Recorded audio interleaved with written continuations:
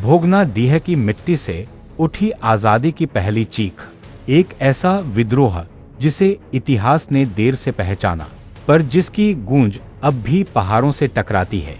संताल हूल क्रांति 1855 की वह आग, जो सिर्फ अंग्रेजी हुकूमत को नहीं बल्कि जुल्म और शोषण की हर ईंट को जलाने निकली थी। इस आग को हवा दी 4 भाइयों ने, सिद्धू, कान्हू, चांद और भैरव, और इसे जीवित रखा 2 बहनों फूलो और झानो ने।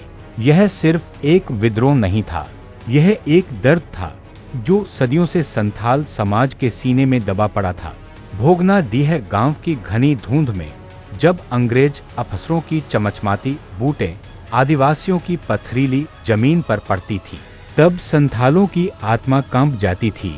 जमींदारों और महाजनों ने मिलकर उनकी खेती, उनकी मेहनत और उनकी अस्मिता को नीलाम कर दिया था।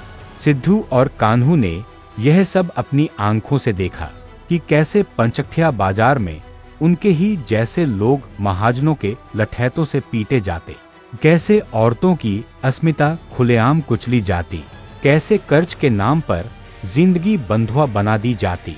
30 जून 1855 को भोगना डीह के मैदान में जब हजारों संथाल इकट्ठा हुए तो हवा में सिर्फ एक आवाज थी, अब और नहीं सहेंगे। सिद्धू और कान्हू ने स्वतंत्र सरकार की घोषणा कर दी। उनके पास न तो बंदूकें थी, न घोड़े, न तोपे, लेकिन उनके पास था हौसला, हक और हूल संथाली में, जिसका मतलब होता है विद्रोह। फूलो और झानो ने इतिहास के पन्नों में जगह नहीं मांगी, उन्होंने इतिहास बनाया। उन्होंने महिलाओं को संगठित किया, गुप्त सूचनाएं पहुंचाईं, हथियारों की आपूर्ति सुनिश्चित की और जब जरूरत पड़ी तो खुद हथियार उठाकर दुश्मन से लड़ी।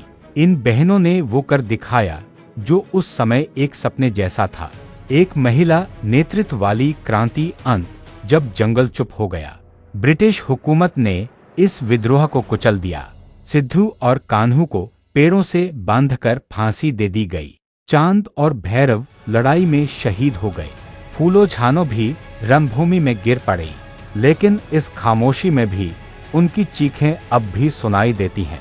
हमारे खून से सिंची गई ये जमीन कभी भी पराई नहीं होगी। आज भोगना डीह की उस मिट्टी में फूल खिलते हैं जहां कभी खून बहा था, जहां आज भी सिद्धू कान्हू की छठी पीढ़ी रहती है, जो अपने पूर्वजों की उस बगावत को धरोहर की तरह सहेजे हुए है। यह खबर सिर्फ अतीत नहीं, एक चेतावनी है। शोषण जब हदें पार करता है तो हर जंगल से एक सिद्धू कान्हू निकलते हैं। ब्यूरो रिपोर्ट, समाचार 24 भारत।